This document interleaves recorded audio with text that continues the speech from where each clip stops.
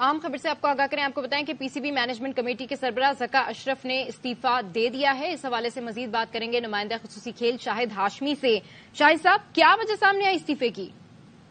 دیکھیے، یہ استعفیٰ بہت دن سے چل رہا تھا کہ وہ استعفیٰ دینے پر مجبور ہو جائیں گے۔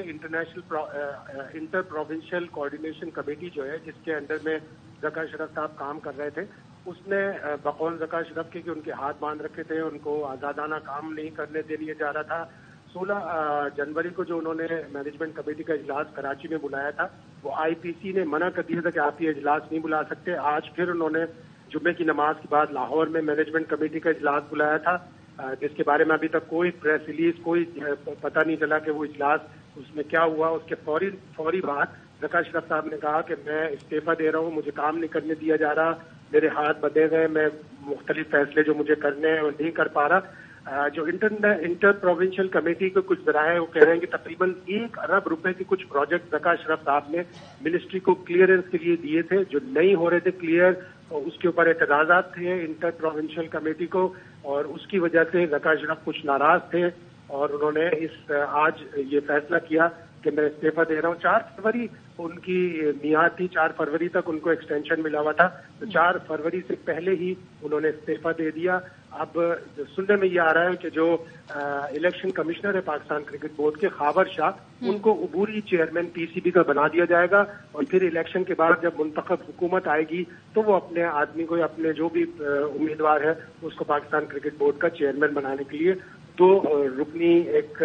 بورڈ آف گورنر میں امیدواری دی جائے گی، جس کے بعد بورڈ آف گورنرز کا تعین ہوگا اور بورڈ آف گورنرز پھر چیئرمین کا انتخاب کرے۔ اچھا شاہد ہاشمی صاحب، آلریڈی ہم دیکھ رہے ہیں کہ جو ہماری کرکٹ ٹیم ہے وہ سفر کر رہی ہے، اور اس طرح کی باتیں بھی سامنے آ رہی تھی کہ اگر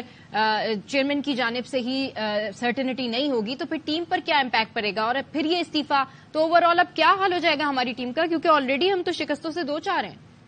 دیکھیے، یہ بہت پرانا سسٹم کا پاکستان کا فلا ہے کہ تھوڑے دنوں بعد، تھوڑے مہینوں بعد ہمارے چیئرمین چینج ہو جاتے ہیں۔ دسمبر 2022 میں ربیع راجہ تھے، پھر ان کو ہٹا کے نجم سیٹھی صاحب کو لایا گیا، پھر جون 2023 میں ذکا اشرف کو لے کے آیا گیا۔ ان کو بھی 3 ماہ کی مدت دی گئی تھی کہ وہ بورڈ آف گورنر قائم کریں، الیکشن کرائیں اور اس کے بعد چیئرمین کا انتخاب کریں، لیکن وہ خود چیئرمین اس لیے نہیں بن سکتے تھے کہ 2014 کے آئین میں یہ لکھا ہے کہ چیئرمین کا گریجویٹ ہونا ضروری ہے، اور ذرائع ہمیشہ سے یہ بتاتے رہے کہ ذکا اشرف گریجویٹ نہیں ہے، انہوں نے خود بھی کبھی اس کی تردید یا تصدیق نہیں کی، اور اسی لیے وہ چیئرمین کا الیکشن نہیں کروا سکے۔ بورڈ آف گورنرز وہ بنانا چاہ رہے تھے، لیکن